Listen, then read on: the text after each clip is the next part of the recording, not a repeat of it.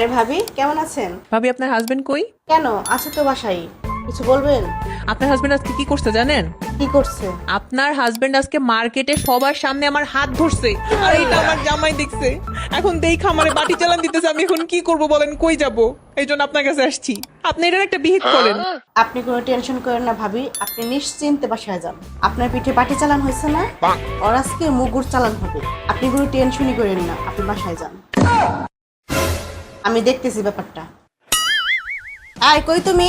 এই দেখো তোমার জন্য কি আনছি, তিনটা শাড়ি আনছি আজকে আমি তোমার জন্য।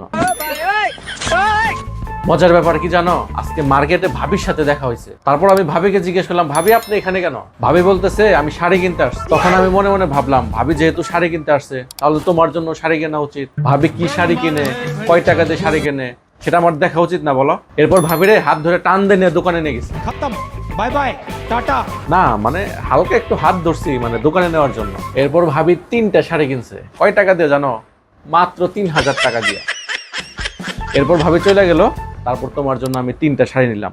এক একটা শাড়ি 3000 টাকা করে পিস, তাহলে 3টা 9000 টাকা।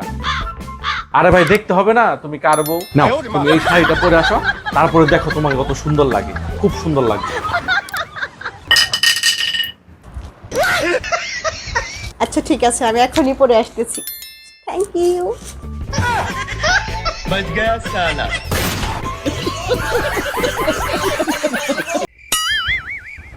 তোমার এক সপ্তাহ ধরে তোমার মাথা ব্যথা, তাহলে এমআরআই করে নিয়ে আসি। এমআরআই করতে কত টাকা লাগবে? 6-7 হাজার টাকা তো লাগবেই। ওই টাকা আমাকে দাও। তোমাকে দিব, কিন্তু কেন? মার্কেটে একটা সুন্দর ড্রেস পছন্দ হয়েছে, ওইটার দাম 5000 টাকা। ওইটার জন্য তো আমার মাথা ব্যথা। ওই মাথা ব্যথা তোমার আর দিবনি।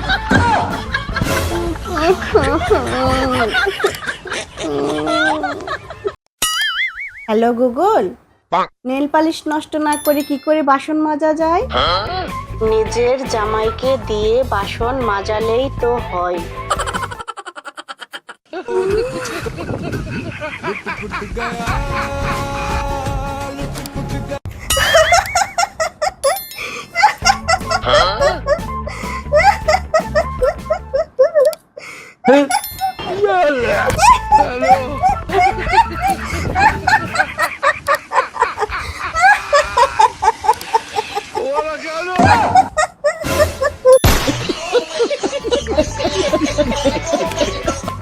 কি গো, ফেসবুকে একটা লেখা বের হয়েছে, বিবাহিত ছেলেরা যারা বিয়ের পর সুখে থাকে তাদের না ভুঁড়ি থাকে। তোমার তো ভুঁড়ি